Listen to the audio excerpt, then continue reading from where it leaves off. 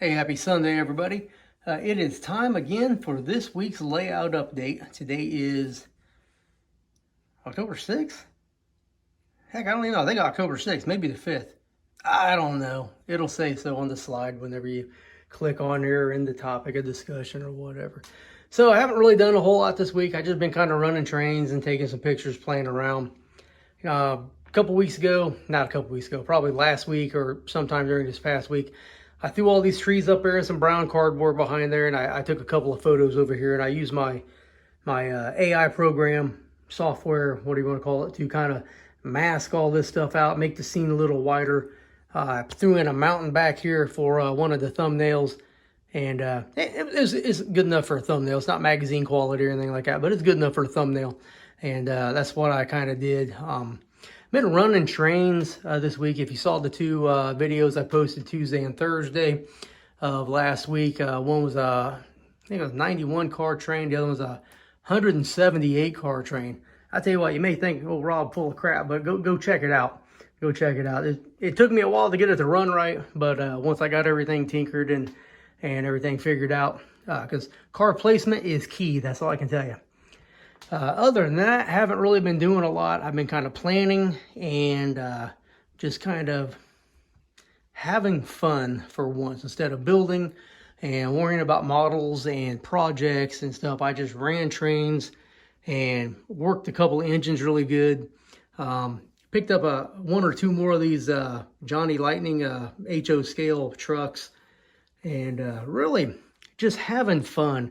I have forgotten what it was like, or what it is like, just to come out here, turn the trains on, let them run, and sit back and listen to the engines work, because most of the decoders now have some form of dynamic, what's it called, dynamic throttle control, something like that. So as the locomotive works harder in real life, pulling the train, you hear it in the sounds that it's making through the speaker, of course.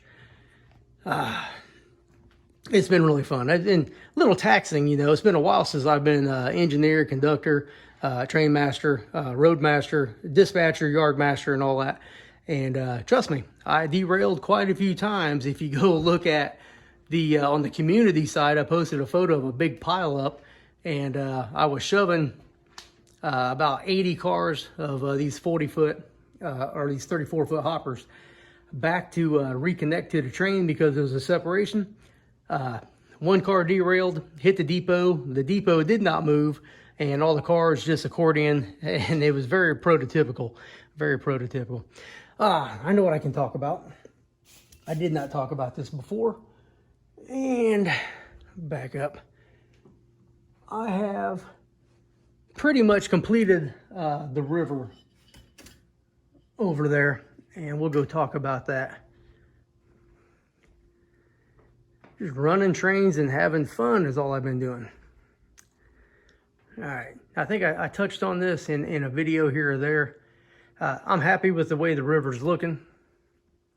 I chose not to shoot another video showing how I did this because it didn't seem like anybody was interested in it. But I'm going to tell you how I did it without showing you how I did it, because I thought I was going to die when I was doing it anyway. So it's a good thing I didn't make a video of it, because it probably would have been banned anyway. So the first two videos that you saw, which I guess were the layout updates from a couple weeks ago, was me painting watercolors on here. It was very bright green. After the second video, it was toned down a whole lot.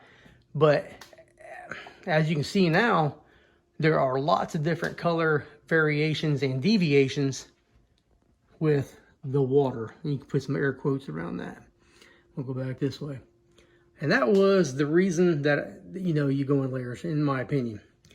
Now, you may not like the way I did this, and that's perfectly fine. I'm very happy with it. And so at some point when the epoxy goes on and all the details go along the banks of the shore there, I think it's going to look even better. So what I ended up doing was I had this can of Krylon Camouflage Olive Drab, okay?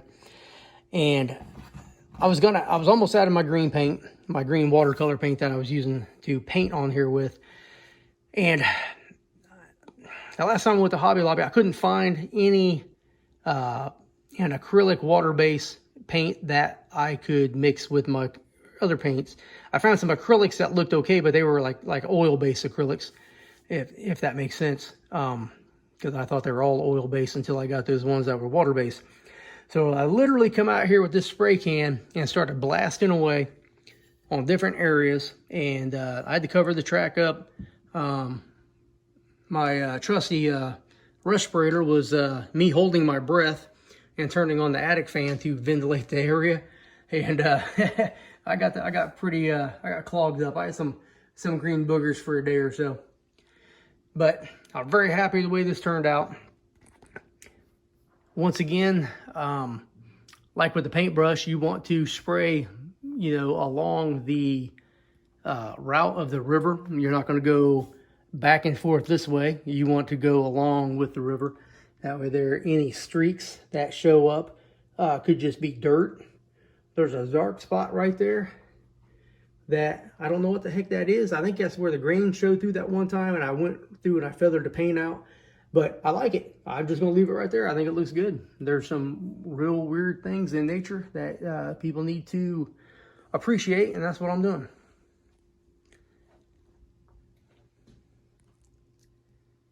All right, so what's in the plans for the next week or two? I'm almost finished with the bulk of the cabinets in the kitchen. The wife has left me alone a little bit when it comes to the kitchen, because all the kitchen cabinets run, the stove's in, we got granite put in, we got more granite come in. I just got the sink and a couple other things to do, sink associated with, and the kitchen is livable and usable, and then we'll start tile and detail work and stuff like that. The next portion of the layout to get attention is this side over here that I hardly ever show. We'll do a little duck under. Now, a week or two ago, I mentioned where I'm thinking of taking this 8-foot section right here, because I build everything in 8-foot sections. This part, I'm going to drop it down about 6 or 8 inches. Put a couple of bridges in that Dean gave me that will go to a coal tipple here, and probably a small coal tipple there. And we'll operate that like a branch line, with the main line running through the future ridge, mountain, hill, whatever you want to call it, that will be back here. This whole section is storage and extremely ugly. But that's going to be the next area to get some love. Now, what we're really going to do is start way over here and work our way backwards. So you got this junction here at AC Tower. You got the far track over there that's just road bed on the far left. I'm going to start working my way back from this switch through beautiful Apple Creek, through the little jog behind the cement factory, or the grain or the soybean place, whatever we're going to call it. Got to lay some road bed back here and figure out my little section right here. So I think I'm going to put a number 6 or probably number 6 Atlas switch right here, something like this.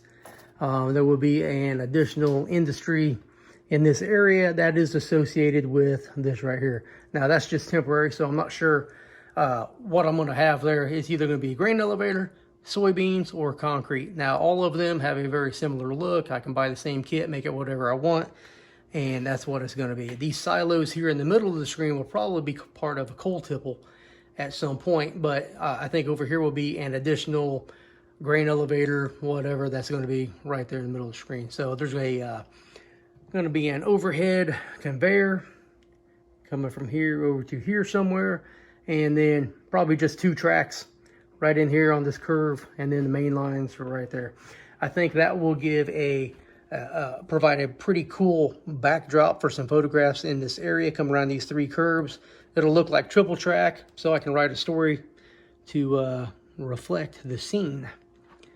And then, of course, it comes across a swinging gate. Got the roadbed right here. Up in here someplace will be another turnout. One will go straight to the coal tipples over the bridge I was talking about, and the other one will go right along here underneath of the hill and go through. The hill, the seam divider, which is really what it is going to come all the way over to right about in here and go that way. Now I need to start figuring that out, because here in the next few months, when I get this kitchen done, I can really start coming out here and concentrating on what I'm doing for the trains. And scenery supplies really don't cost that much though. And I've stocked up anyway. So let's address the elephant in the room, which is this ugly monstrosity right here. This was a foam, cardboard, spray foam experiment that I did probably a year and a half or so ago. Now, you've seen it before, in probably every single video, and it was sitting over here. Now, I went to throw it away the other day. I swear to God, I went to throw it away. I grabbed it. I thought, I'm going to go throw this outside. I got to make a run to the dump. This thing is gone. And for some reason, I glanced over here, and I thought, you know, that might fit right there and not look too bad. So what I'm going to do is I'm going to take my big knife, which I got a couple around here someplace, and I'm going to start carving away. Now, my wife is always on me about my knife collection. And hang on a second, I'm trying to get one. And I keep telling her these knives are a necessity. Now, this is a necessity. I've had this for a couple of years. It is sharp as the dickens. It will take your finger off without even a chop. This and this are going to become very good friends. I love this thing. Absolutely love this thing. Don't break in my house. I will shoot you, carve you up, and use my backhoe, and no one will ever find you. Be warned. Be warned. And I'm just joking. But don't break in my house. Let's see. I think that's just about it. There's so much to do and so much to talk about, but I'm going to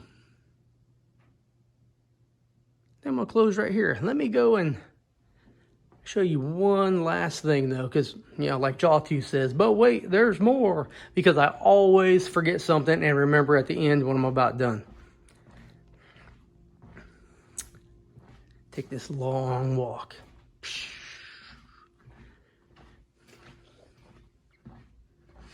The stabilization system is not working out very well. All right, so there's going to be a special video, probably Wednesday. I don't think there's going to be an F7 video on Wednesday, but we will see. We will see. But I got something in the mail. Now, if you have not heard of Home Shops LLC, you need to check them out.